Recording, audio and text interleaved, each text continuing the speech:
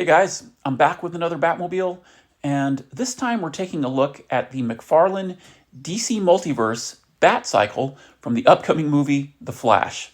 This is a really cool looking Batcycle, and as we all know, this is the Bat-fleck Batcycle.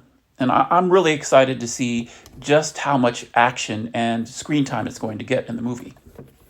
Now, this is only the second McFarlane collectible that I've ever picked up. There's a little animated image of Bat-fleck on the back there. It doesn't really look like him. But, even though I'm not a big fan of the DC Snyderverse, I have always loved the look and the design of Batman in these movies.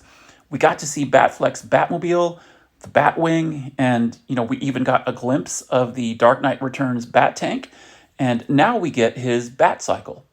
We saw it in action in the trailer, and when I saw it, I knew I'd have to get this McFarlane release. So let's get this out of package and take a closer look. Okay, first impressions right out of the box. This really is a cool design. It's reminiscent of some other Batcycles, and we'll do a side-by-side comparison in a moment, but I love how this one has an almost militaristic vibe. I always had the impression that Batman sort of took parts from all these military aircrafts and jet fighters to construct the Batmobile from Batman v Superman. And this Batcycle has a very similar feel and a very similar design. So before we look at the bike, the package also comes with this collector's card. It's called a data file. And you guys correct me if I'm wrong, but I think all of the McFarlane collectibles come with a card like this one. Okay, let's take a look at the bike itself. It's all plastic, and as far as I can tell, the only moving feature is that the wheels roll. The tires feel like they're almost made from this rubber material. The rims are plastic, and it may be that they're just covered with this layer of soft plastic. They do feel like rubber, though. The two front tires roll together, but I think in the movie, they're meant to move independently. We'll see. The body has this piece that looks like an armored covering, and you can see that they tried to add a little bit of weathering throughout. That's nice.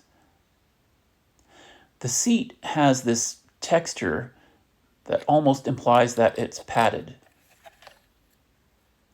What I also love is how you have this, I don't know if you can see this, but this turbine engine in the center, right? It's like the ultimate crotch rocket.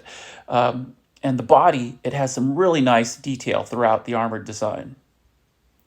I thought that these, guns on the side were maybe movable, like you could pull them out, but they're just one solid piece of plastic. Overall, a great design, and it definitely fits in with the look of the Batmobile from the Snyderverse. What's also great about this McFarlane model is that it sits on its own without a stand. I think that's mainly because of the design, with the double tires in the front. Now, obviously, there's a Bat-fleck action figure from McFarlane that you can sit on this Batcycle. I don't have that figure, and honestly, I don't really have many Batman action figures. I have a couple from DC Collectibles, but you really need a figure that's the right scale and obviously has the necessary articulation.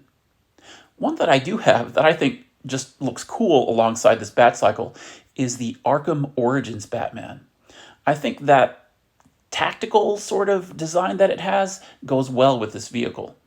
I can actually position this figure to be on the McFarlane White Knight Batcycle, but unfortunately his leg articulation doesn't exactly work with this bike.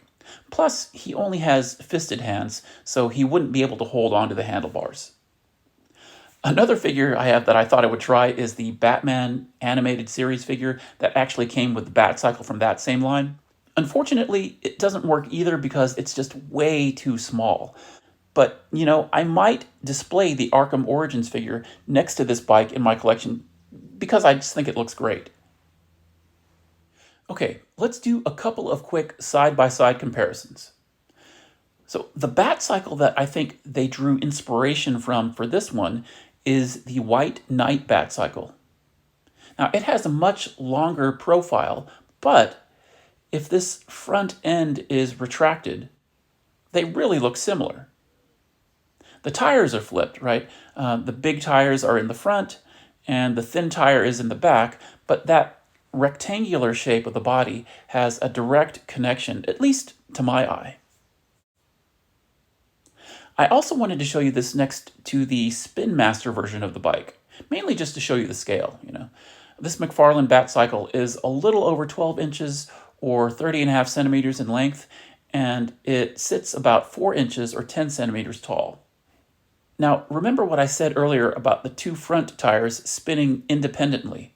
Well, the Spin Master version, I don't know if you can see this on camera, but you can keep one tire stationary and spin the other. It's pretty cool.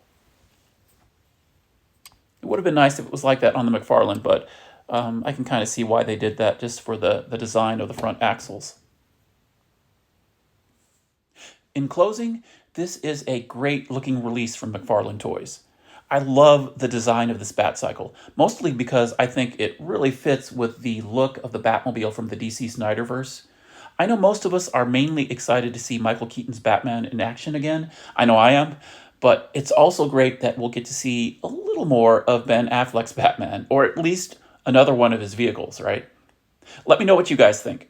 Do you like the look of this Batcycle? Are you looking forward to the movie and the inevitable change that we're going to see in the DC Cinematic Universe? Let me know in the comments below.